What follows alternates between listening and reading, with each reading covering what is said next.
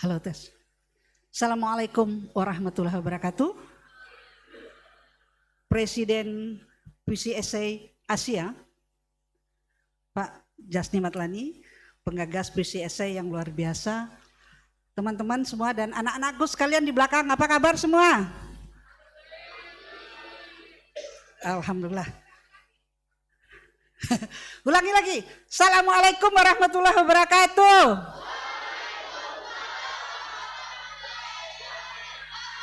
Wow, luar biasa. Ini generasi baru PCSA yang memang luar biasa ya. Baik, sekarang kita masuk kepada sesi berikutnya. Judulnya adalah PCSA Goes International. Dari judulnya aja kita sudah bisa bayangkan betapa hebatnya PCSA bisa Goes International. Tadi kita sudah dengarkan beragam persepsi tentang PCSA. Sekarang kita mulai mengupas tentang PCSA yang mengglobal. Ada tokoh-tokoh hebat di sini. Tapi sebelum saya memanggil orang-orang hebat ini, saya sebetulnya ingin katakan Mas Denny, badan bahasa, ada badan bahasa hadir? Ada, tadi ada. Tapi minimal badan bahasa mestinya ikut mendukung PCSA. Karena apa? Mereka punya slogan Mas Denny, mengutamakan bahasa Indonesia, melestarikan bahasa daerah, menguasai bahasa asing. Artinya sebetulnya mengutamakan bahasa Indonesia, dimanapun kita berada kita tetap berbahasa Indonesia. Dan PCSA sudah membuktikannya. PCSA sudah go internasional dengan melakukan kolaborasi dan bahkan sudah menetapkan angkatan PCSA Kota Kinabalu sebagai ibu kota PCSA. Nah, kenapa bukan ibu kota Jakarta ya? Nah, itu biasanya itu kalau di luar direspeki ya. Kalau kita ke Malaysia disanjung-sanjung Mas Denny, ke India kemana-mana saya disanjung-sanjung, tapi di Sumatera Barat dikritik terus teman-teman. Tadi teman-teman semuanya sudah mengalaminya. Oke, baik. Saya ingin katakan puisi esai jauh lebih jujur daripada puisi konvensional. Kenapa? Karena puisi esai itu memang berdasarkan fakta dan data, itu yang diungkapkannya dengan beragam metafor, simbol, sebetulnya sama. Ya, yang merasakan puisi yang luar biasa itu yang katanya penuh imajinasi, istilahnya banyak ngarang-ngarangnya sebetulnya ya. Tapi ini lebih jujur karena bicara fakta dan data. Baik, kita panggil yang pertama adalah Monica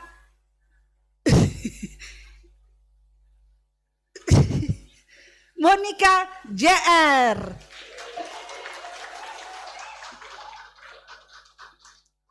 Ini penyair apa artis ya? Apa pergawati? Penyair. Luar biasa. Kemudian yang kedua adalah Fatin Hamama Ersham. Inilah dia ketua panitia puisi esai.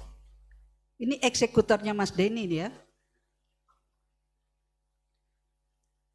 Kemudian yang ketiga adalah Dato Jasni Matlani. Mohon maaf saya lagi pilek.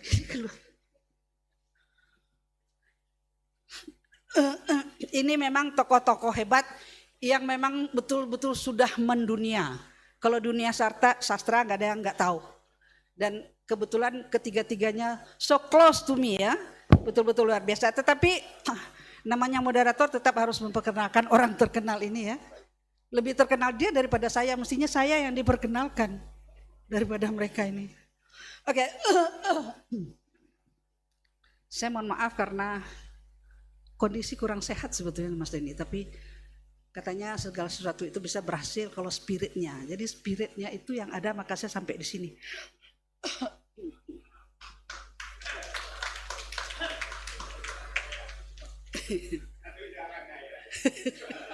Pakai. Oke, baik. Monica JR, seorang pegiat seni sudah cukup lama dan luar biasanya beliau juga mendirikan perusahaan penerbitan Cerah Budaya internasional, LLC di apa dibacanya Wyoming, Amerika Serikat. Ini karena orang kampung jadi. Monica juga menekuni beberapa kegiatan seperti menjadi chair Women and Representative of the Indonesia Essay Poetry Community dan koordinator industri Persatuan Penulis Indonesia. Ia juga penerjemah. Nah ini hebatnya penerjemah dan editor buku. Buku terbarunya bukunya Pak Ahmad Gaus ya. Pak Ahmad Gaus tadi mana? Nah, yang paling hebat kalau seniman biasa sastrawan itu biasanya dia minta bantuan. Nah ini karena dia wirausahawan maka dia sering memberi bantuan sama Kak Mas Denny juga ya.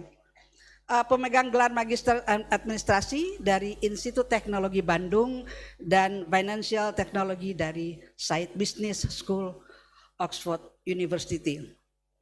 Yang paling hebat Mas Denny, kan tadi kita bicara Ghost Internasional. Salah satu karyanya yang sebentar lagi akan di-launching adalah buku puisi esai Indonesia-India.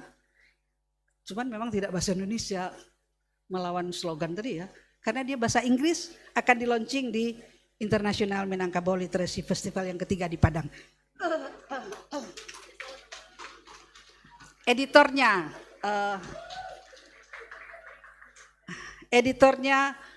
Monica. Kemudian yang berikutnya, inilah orang yang paling menderita. Saya sebetulnya menderita juga Mas Dedi. Karena dia tadi nangis, saya bilang ngapain mesti nangis ya. Mestinya orang yang nangis karena kita ya. Enggak. Tadi saya lihat nangis, saya sampai ikut nangis juga. Sejak umur 8 tahun sudah menulis. Jadi alumni Universitas Al-Azhar. Karena itu buku puisi esai juga sampai ke Mesir ya. Kemudian aktif mengikuti forum-forum sastra di dalam dan luar negeri, sudah banyak negara juga dihadiri oleh Mbak Fatin. Koran-korannya tuh dimuat, kalau orang tanya korannya tulisannya keluar di mana? Semangat, Singgalang, Haluan, berarti dia orang lama di bidang sastra, ya kan? Karena sudah lama. Kemudian juga di Ulumul Quran. Buku kumpulan puisinya yang paling monumental itu adalah Papirus. Papirus itu, tahu ya, papirus itu ada dalam Al-Quran ya. Saya pernah lihat papirus itu, ditaruh puisinya di situ bagus juga. Dan yang paling luar biasa adalah ternyata film-film India yang kita nonton itu dabernya Mbak Fatin ya. Luar biasa. Tepuk tangan dong, nah ini perlu tepuk tangan. Dan juga Mbak Fatin ini banyak menerima anugerah dari Malaysia, antara lain Maharajan, ya, Persuratan Kesenian Islam Nusantara, kemudian anugerah sastra kemanusiaan dan diplomasi ASEAN 2024 dan pemenang hadiah utama puisi Islam Maharajan 2024. Luar biasa. Memang orang-orang yang goes internasional, jadi cocok dengan tema kita. Nah yang terakhir adalah Jasni Matlani. Kalau Datu itu tandanya orang hebat, orang besar katanya di situ ya, orang besar. Penulis berbagai genre puisi, cerpen, novel, apalagi kritik juga ya, apalagi novel. Pokoknya semua genre ditulis, drama juga, kemudian tulisan akademik juga ya. Terlalu banyak ya. Sekarang masih sudah tamat dari Universitas Utara Malaysia, masih tetap akan menyelesaikan kuliah bidang kajian Melayu dan menulis. Kalau Mbak Fatin sejak umur 8 tahun, Pak Datu sejak SMP ya. Telah menulis 45 buku dan banyak sekali peringkat penghargaan yang diterima, lokal maupun nasional. Dan yang paling penting adalah beliau memperkenalkan genre puisi esai di saat orang semuanya tengkurap. dia berani, kepalanya tegak, mendirikannya, kemudian bahkan melebar sampai tingkat ASEAN. Bahkan itu dikukuhkan menjadi Presiden Komunitas Puisi Esai ASEAN yang berpusat di Jakarta. Luar biasa. Itulah kalau saya baca semuanya sampai selesai acara kita gak jadi bicara, saya aja yang bicara karena saking banyaknya. Oke, kita temanya ini, saya barangkali teman-teman juga ingin tahu bagaimana sih kira-kira ya puisi esai bisa menggema seluruh dunia di antara rintangan-rintangan kecil maupun besar. Dan apapun yang ingin diceritakan silakan. Kita mulai dari Mbak Monik dulu atau Pak Datuk dulu, silakan. Bismillahirrahmanirrahim. Assalamualaikum warahmatullahi wabarakatuh dan salam sejahtera. Terima kasih Ibu Sastri, Bapak Dini dan teman-teman semua. Kita mesti mengantara bangsakan puisi esai. Begitu saya memulakan kata-kata dalam forum ini. Dan kita mesti melakukan banyak perkara untuk supaya kita puisi esai itu bukan sahaja jadi terkenal, tetapi juga terus bisa bertahan sampai kapanpun, begitu. Jadi waktu saya tahun 2017 saya ingat sejarah saya. Ya memang waktu saya membawa pertama sekali di Sabah ya, memang tidak dialu-alukan juga sama seperti di sini juga, tetapi tidak sekuat di Indonesia. Tapi saya kata saya jalan terus ya. Nah itu saya memikirkan bahwa dan satu hal yang saya sangat berterima kasih dengan pemimpin-pemimpin di negara saya, apabila saya memberitahu bahwa saya menganjurkan puisi esai itu, mereka terbuka untuk memberikan dana kepada saya, dan itu sangat luar biasa dan membantu saya untuk menganjurkan festival puisi esai di Kota Kinabalu. Nah saya waktu itu tidak meminta Pak Dini, saya bilang begini Pak Dini, contohnya kasih saya sejumlah uang begitu untuk saya bisa menganjur, tidak begitu. Tetapi saya mengusahakan sendiri cara mana saya bisa kita buatkan festival puisi esai di Kota Kinabalu. Begitu. Terima kasih. Saya waktu itu memikirkan bahwa kita mesti ada satu festival puisi esai supaya bisa dikenali di peringkat bukan saja di Malaysia tetapi di seluruh ASEAN ini. Dan kita mesti memanggil teman-teman kita. Oh ada ini sebenarnya, tetapi saya hanya bicara apa yang terpikir oleh saya. Nah, waktu saya menganjurkan itu, saya mesti ada satu festival ya kita buat di Malaysia supaya orang bisa kenal.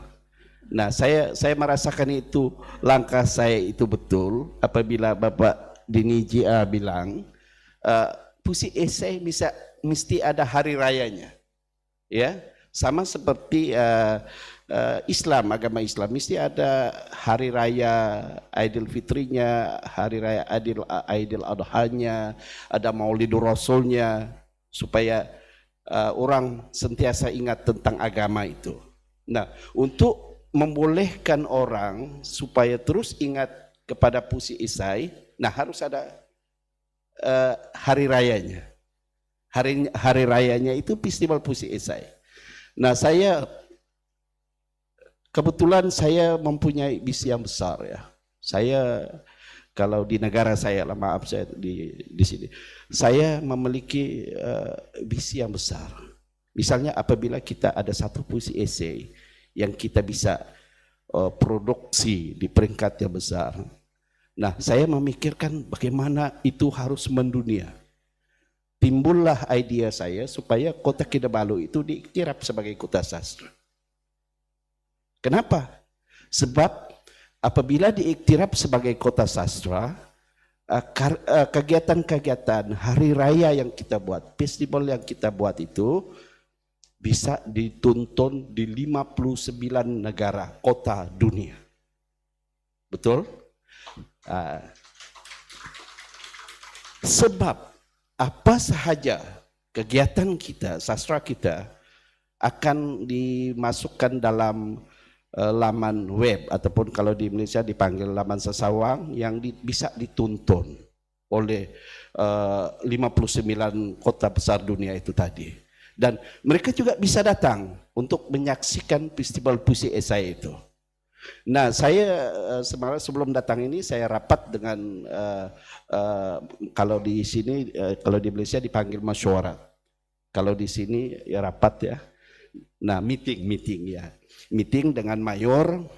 Nah, saya sendiri yang bicara tentang itu. Oh ya, wali kota ya. Mayor wali kota di sana. Saya bentangkan bagaimana harus 10 menit. Bagaimana harus kota Kinabalu itu diiktiraf sebagai kota sastra. Nah, sibuklah kami menguruskan ini hal-hal yang berkaitan dengan bagaimana kota Kinabalu itu dijadikan sebagai kota sastra. Nah, saya ada dua pemikiran tentang ini. Pertama, kita sama ada saya harus terus membuat satu festival puisi esai itu kita kekalkan pada bulan Juni ya kalau di sini, dan pada bulan Februari, sebab di Kinabalu itu bulan Februari itu ialah bulan sambutan bandaraya. Nah, mereka mau saya masukkan festival puisi esai itu ke dalam festival bandaraya ini.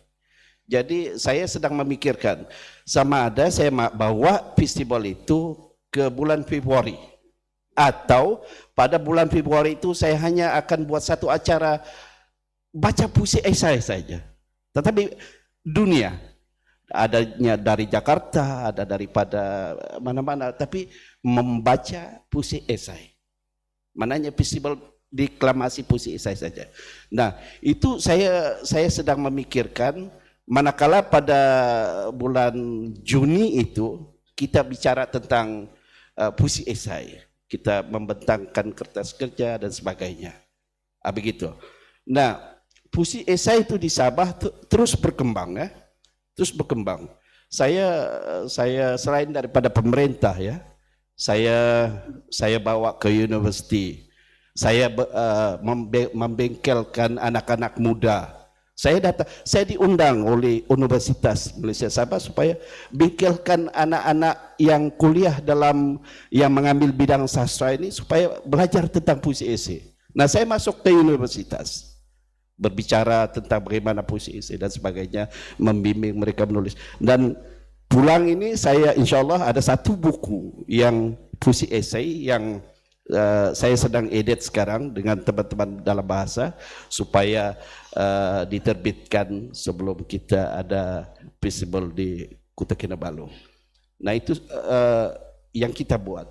Dan di peringkat sekolah pula, saya tidak ada meminta pihak kantornya pendidikan di negeri saya supaya anjurkanlah lomba menulis puisi, tidak ada. Tetapi mereka datang dengan ide, menawarkan kami akan menganjurkan lomba puisi esai. Saya sendiri terkejut. Sekolah menganjurkan puisi esai. Itu sangat luar biasa. Terima kasih. Dan saya pikir tahun 2025 saya bukan saja akan menganjurkan untuk festival lomba puisi esai yang saya akan membantu mereka lah, lomba puisi untuk pelajar, mungkin pelajar sekolah dasar kita buat satu pertandingan menulis puisi esai juga ataupun lomba menulis puisi esai juga, dan begitu juga di peringkat menengah atas dan sebagainya dengan kerjasama guru-guru juga. Nah, waktu saya bila Bapak bilang mesti menganjurkan bengkel ya ataupun workshop di sini untuk menulis puisi esai itu. Nah, saya memanggil sebagian besarnya saya mengambil itu daripada institusi perguruan ya dan juga universitas ya. Kenapa perguruan? Karena saya memikirkan begini.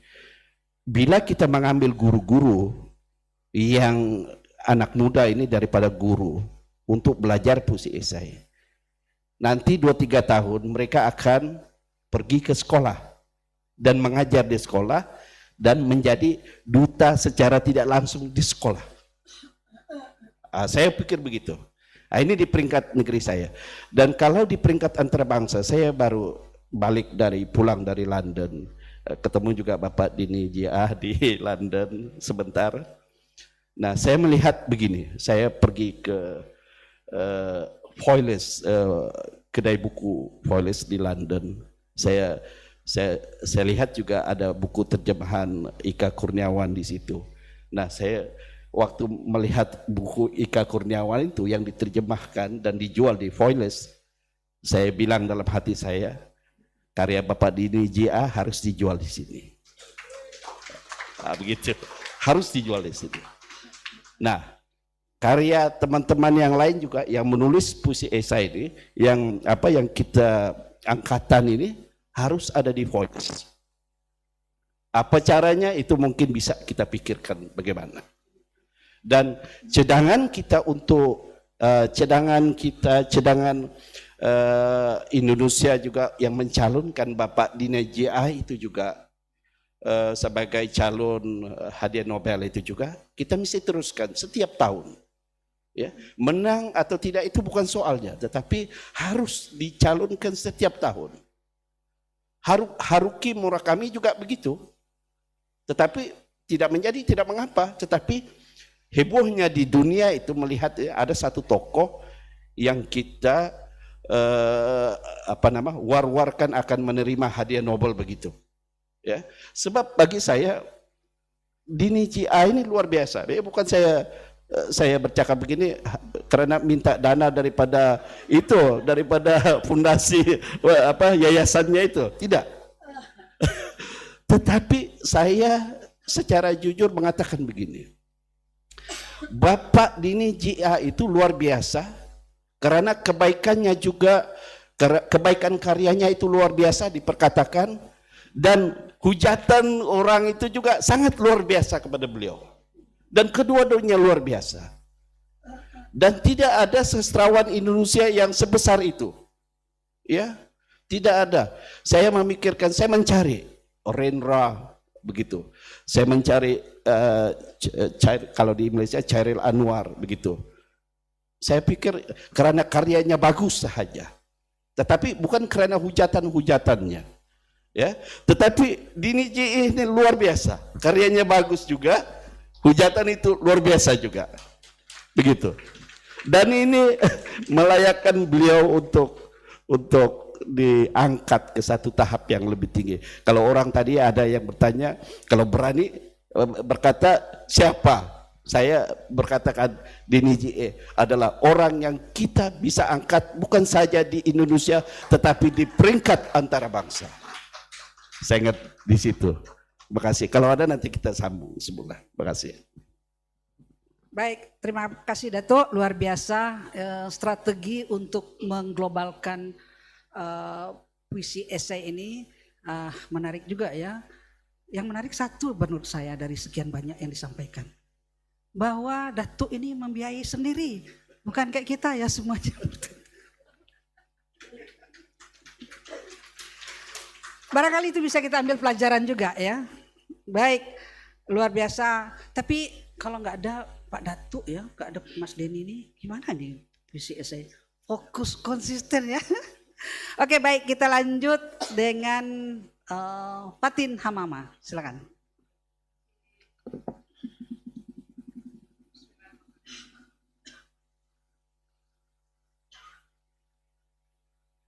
Bismillahirrahmanirrahim. Assalamualaikum warahmatullahi wabarakatuh. Terima kasih. Saya sepertinya kalau gimana sulit saya untuk menyampaikan ya karena ada perasaan haru, gembira dan senang sekali pada hari ini. Judulnya yang saya akan sampaikan itu mengembangkan puisi esai Indonesia di ranah rantau. Ini panjang ceritanya, tapi bagaimana memuntal benang yang panjang ini dalam waktu yang sesingkat-singkatnya itu persoalannya bagi saya. Bisa kali orang bijak mengatakan jika kata menjadi otot, dia sanggup memindahkan batu besar. Jika kata menjadi otak, dia sanggup memindahkan gunung. Dan itu puisi esai menurut saya. Lanjut lagi, mengapa penting bagi puisi esai untuk goes internasional? Puisi esai sebagaimana kita tahu bukan sekedar karya sastra, tetapi juga membawa misi kemanusiaannya. Saya harus garis bawahi misi kemanusiaan ini. Kemudian puisi esai menjadi salah satu sarana alternatif dalam diplomasi sastra. Kemudian puisi esai memberikan dampak positif kepada generasi muda, meningkatkan minat baca dan kreativitas. Selanjutnya, hal apa yang ada di puisi esai sehingga membuat potensial tumbuh di negara lain? Yang pertama itu isu kemanusiaan yang sangat universal, kemudian kesamaan pandangan tentang kemanusiaan, keunikan dari fakta menjadi fiksi dilengkapi oleh data. Kemudian kreativitas dalam penulisan. Nah, bagian sini nih, ketika Mas Denny mengirimkan apa saja nanti yang akan saya sampaikan dalam diskusi panel. Dia bilang, ceritakan pengalaman pribadi yang unik ketika membawa puisi esai keluar Indonesia. Ini sungguh menguras emosi dan energi untuk menceritakannya. Sebagaimana kita tahu bahwa puisi esai itu pertamanya adalah puisi yang baik-baik saja. Ketika tahun 2012 meluncur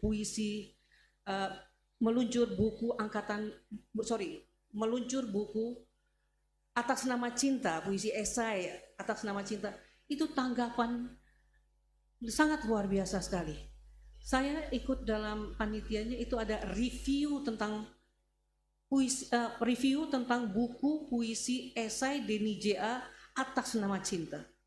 Review yang kita terima itu ada sekitar 900 review dari orang-orang akademisi dan para tokoh sastra.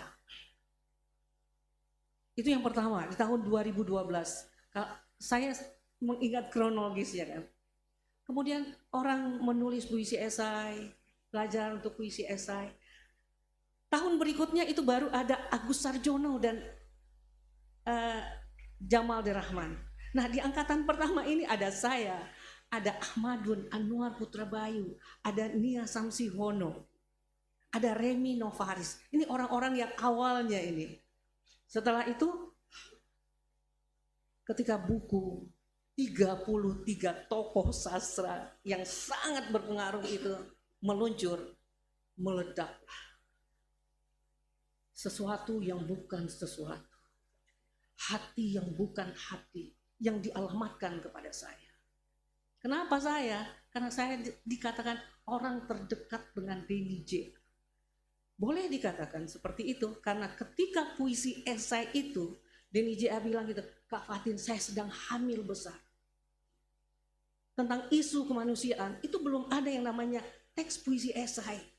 Baru seperti rangkuman dari Denny J.A. Mas Denny memanggil saya, ngajak saya, Kak Fatin, saya sedang hamil besar. Saya ingin melahirkan sesuatu karya tentang kemanusiaan yang orang membacanya, tapi dilengkapi oleh data. Saya tertarik dan itu akad bagi saya bahwa puisi esai bukan hanya sekedar karya sastra, tetapi itu jihad kemanusiaan.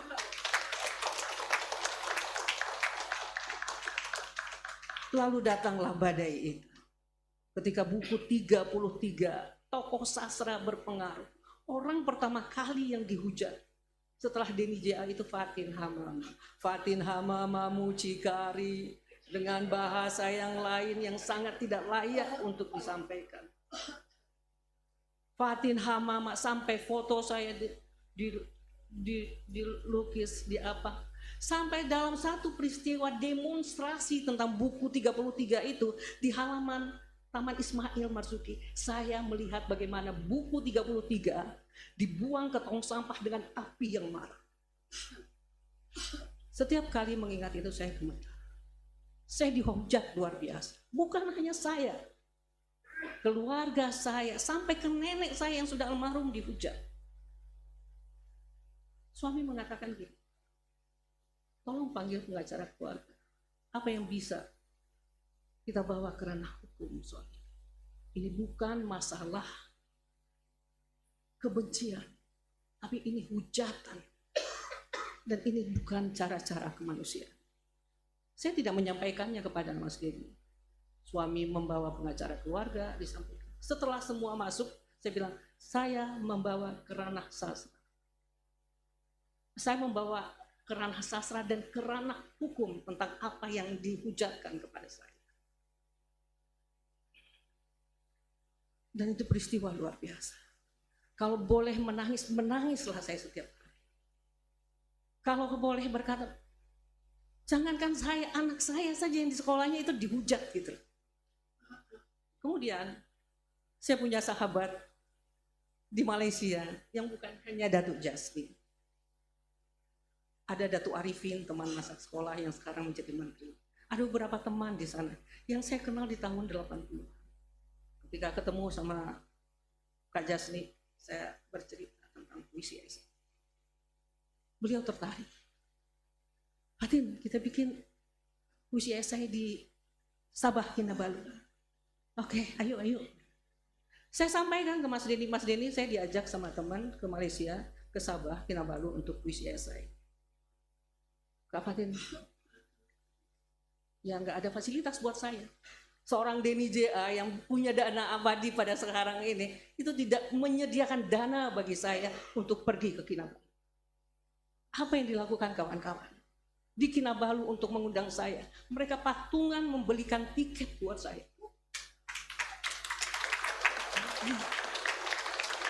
Jadi kalau orang di hujatan itu dibilang, Fatin Hamama itu dengan Denny JA mencari uang untuk beli jilbabnya. Sampai saya dikatakan begitu, dan dikatakan saya itu gelandangannya tim yang mencari uang. Saya bertanya, orang sekarang sanggup nggak menerima seperti itu? Tapi ketika saya bicara dengan Kak Jasmine, ayo datang ke Kinabalu. Kawan-kawan di sana patungan membelikan tiket saya, satu orang 100 ringgit, dan tanpa fasilitas dari Denny JA. Datanglah saya ke Kinabalu, memberikan workshop, tidur di rumah bahasa dengan Kak Siti, Kak Doliam, dan kawan-kawan. Kita makan bersama, memasak. Itu indah bagi saya. Bahwa puisi esai besar bukan karena uang Denny JA, tapi misi kemanusiaan yang dibawa. Uang bisa habis, tapi misi kemanusiaan dan kesamaan pandangan ini yang membuatnya besar. Lahir puisi esai pertama, Kak Jasmine bilang, nanti kita bikin festival. Kita undang kawan-kawan, Kak Jasmine fasilitasi membawa kawan-kawan. Perjalanan dari Sabah ke Sampurna dalam rangka puisi esai itu juga, saya kasih tahu sama Mas Denny, saya itu mau ke Sabah. Ya udah Kak Fatin, bye-bye. Pergi saya ke sana kan. Tanpa fasilitas, tahu nggak kita makan membeli makanan untuk kita makan di jalan, di tepi jalan, di tengah hutan dan kawan-kawan itu. Puisi esai yang benar-benar kemanusiaan. Jadi kalau ada puisi esai itu sendiri. Ada lagi. Misalnya kita ke Thailand. Nah, alhamdulillah waktu ke Thailand ini Kak Fatin, oke, dikasih sama Mas Denny tiket ke Thailand. Kawan-kawan dari Malaysia itu dengan fasilitas sendiri. Sampai Kak Siti Rahmah misalnya gitu kan, kita nggak ketemu hotel, di selonjoran kita di hotel. Terus Kak Siti bilang gini, beginilah kita berjuang untuk puisi esai sambil menghusap peluk. Jadi kalau kawan-kawan berpikir puisi esai ini adalah uang, tidak saya. Ini puisi perjuangan untuk generasi yang akan datang. Oke, belum. Nah, kalau pada hari ini, pada festival ini, puisi esai itu ditempatkan ke Kinabalu menjadi ibu kota, saya bilang itu hal yang lumrah dan pas. Karena sebagaimana orang menyemai padi, padi itu disemai di pembibitan. Kalau padi ingin tumbuh, padi itu ditanam ke sawah. Puisi esai tumbuh di Indonesia dan sawah ladangnya pertama adalah Kinabalu yang akan menjadi kota. Itu sekelumit kalau yang mau ditanyakan pengalaman pribadi apa tentang puisi esai. Dan kalau puisi esai itu kembali saya berterima kasih kepada teman-teman yang berdarah-darah dengan puisi esai itu sendiri menangis bersama. Terima kasih kepada kawan-kawan dari Kinabalu yang datang pun hari ini, saya rasa cuma satu alasan, cinta. Terima kasih untuk cintanya. Kita lanjut.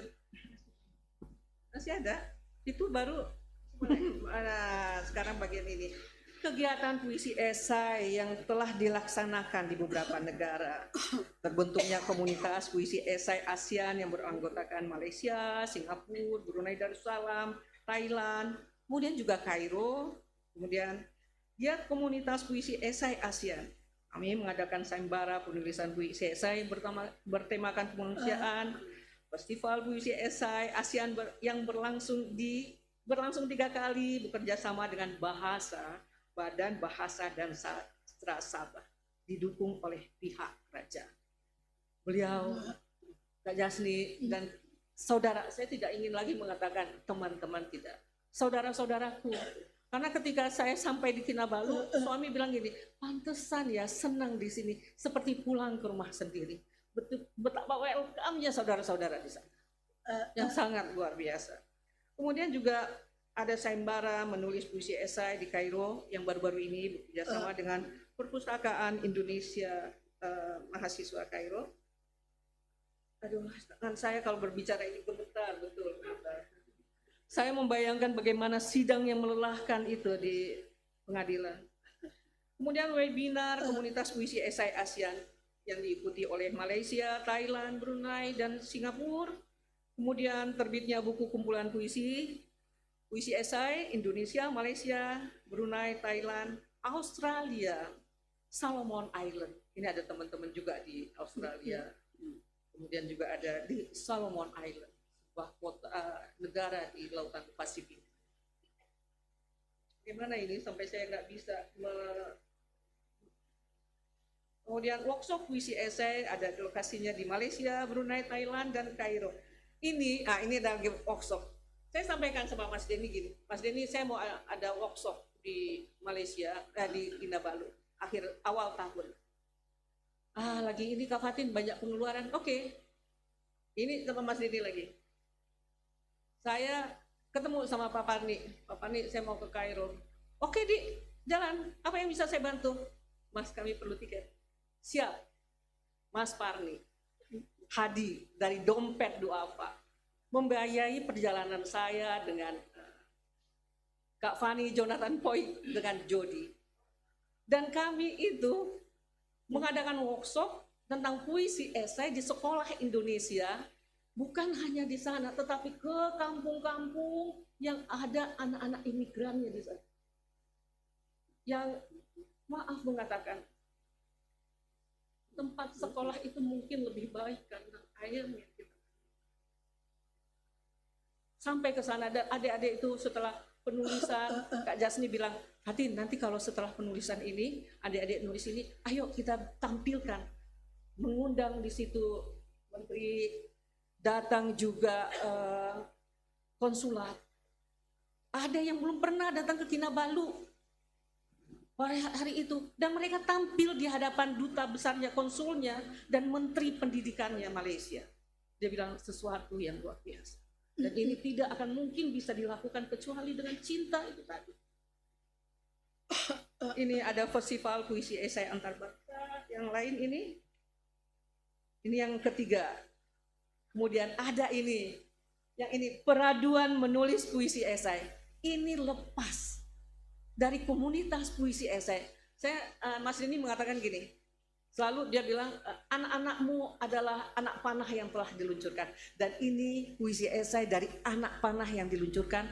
Mereka membuat lomba sendiri yang kita tidak tahu, mereka biayain sendiri. Kemudian ini webinar komunitas puisi esai ASEAN-nya yang sudah berlanjut. Sastra itu menjadi hal diplomasi yang luar biasa. Mas Deni datang ke Sabah, kata Mas Deni, kita harus mengucapkan terima kasih kepada Sabah dan Kinabalu. Saya harus datang untuk mengucapkan terima kasih itu. Kami datang, Kak Jasni membawa ke Menteri Besar. Kedatangan Mas Deni itu katanya berterima kasih untuk sastra kemanusiaan yang diterima. Ini ada foto-fotonya, kemudian ini acara-acara Malaysia, kita juga meluncurkan buku bersama yang sunyi dan terasing, Kemilau Satu Langit, Fajar Baru tentang Anwar Ibrahim. Bang, sorry. Kemudian ini kita ke Thailand. Itu mungkin doa saya kali itu. Ini ke Brunei. Ke Brunei itu juga. Ini ke Brunei. Patungan kita dari Kinabalu ke Brunei itu lewat darat. Yuk kita pergi. Bikin workshop kita di sana. Oke. Nah, kalau di Mesir kemarin, Kak Fatin mau kemana? Saya mau ke Mesir, Kak Fatin. Oke. Beliau sediakan saya untuk nih bisa sedikit buat jajan karena Mas Deni. Nah ini terima kasih. Yang pada akhirnya bagi saya gini, apa yang kita kerjakan bukan di awalnya, tapi di akhirnya dengan hasil orang bisa mencaci, menghina di awal, menebas langkah kita, tapi semuanya harus husnul khotimah. Dan kemanusiaan ini tidak akan berhenti sampai di sini. Demikian, terima kasih sudah bersama pada hari ini dan sesi ini. Maafkan saya menceritakan hal yang sangat emosional karena memang sejarahnya seperti itu. Sejarahnya seperti itu tentang puisi esai. Dan saya pada hari ini harus berterima kasih kepada penghujat, penghina, pengkritik yang luar biasa. Tanpa mereka mungkin kita tiada. Oke, Terima baik. kasih untuk generasi yang akan datang. Baik. Assalamualaikum. Terima kasih. Terima kasih, luar biasa pengalaman batinnya Mbak Fatin ya. Kini waktunya saya lihat di jamnya sudah lewat ya masih, tapi kata presidennya lanjut saja. Kita kasih kesempatan Mbak Monica ya. Silakan Mbak Monica, mungkin bisa ceritakan juga bagaimana perjalanan batinnya. Ini bukan perjalanan batin saya seorang, ya. Jadi saya ini bukan kalibernya sastrawan-sastrawati kakak-kakak yang ikut Mas Deni dari awal ya. Saya ikut mungkin di generasi kedua Kak Fatin ya, di generasi kedua puisi esai. Namun saya melihat potensi bahwa saya tidak akan lagi membicarakan mengenai ini genre baru sastra, ini adalah sebuah sastra yang bagaimana begitu. Ini medium, makanya judulnya adalah, saya melihat puisi esai itu bisa menjadi katarsis kalau tadi bahasanya Mas Golagok, solidaritas dan healing dengan sastra. Saya cepat saja ini, karena ini hanya pelengkap saja, bumbu dari tadi, spirit-spirit para kakak-kakak pembentuk puisi esai ini. Next. Nah ini ya, ini kredonya puisi esai ini, penggagasnya bilang yang bukan penyair boleh ikut ambil bagian. Saya sebagai generasi Y atau milenial, ini langsung menangkap cepat begitu ya. Oh ini berarti bisa disebar dengan cepat ke teman-teman saya dan adik-adik semua. Next. Ya, ini salah satu penyair yang saya sangat suka ya, perempuan, Iris Rose. Saya bisa melihat puisi esai perannya bisa di sini. Mereka berkata, tak seorang pun akan datang menyelamatkanmu, namun banyak jiwa telah menyelamatkanku, meski mungkin tanpa mereka sadari. Bisa sesederhana senyuman dari seorang asing, sentuhan lembut dari seekor hewan, kata-kata dari seorang penulis. Generasi milenial dan generasi ke bawah adalah generasi yang sangat mudah. Kami sangat mudah sensitif, kami sangat terbuka dengan isu-isu mental health. Jadi bahkan tulisan yang menyembuhkan dari seorang penulis yang kita pun tidak tahu itu bisa menyejukkan hati kami, bisa memberikan efek healing, dan puisi esai bisa menjadi medium itu. Next. Nah ini, kenapa saya pilih, ini adalah buku pertama antologi koleksi puisi esai berbahasa Inggris, karena waktu itu saya ajak teman-teman penulis muda dari Singapura, kebanyakan teman-teman dari NUS, Mbak Oki ya, teman-teman dari NUS, mereka mau ikutan tahun lalu itu. Kami bikin judulnya Voice for Younger Generation, jadi suara dari generasi muda. Kita melihat ya tantangan generasi muda ini sebenarnya sulit, jadi jangan dibilang kami ini generasi lemah mental, enggak. Kita ini susah hidupnya, kenapa? Generasi baby boomer dan generasi X, halo. Pertama, kita itu banyak sekali tantangan finansial. Kenapa? Karena kita hidup di generasi yang kita saat sudah masuk dunia kerja, kita harus membantu orang tua kita. Tapi di sisi lain, kami juga harus membantu adik-adik, atau kalau kami sudah berkeluarga, kami harus menghidupi keluarga kami. Itu yang disebut generasi sandwich. Sehingga kalau dibilang, kalau baby boomer dulu, kamu tuh ya, mamah tuh umur segini sudah bisa beli rumah misalnya. Oh, generasi sekarang sangat sulit beli rumah. Begitu. Kita hidup di era VUCA. Apa itu VUCA? Volatility, uncertainty, complexity, dan ambiguity.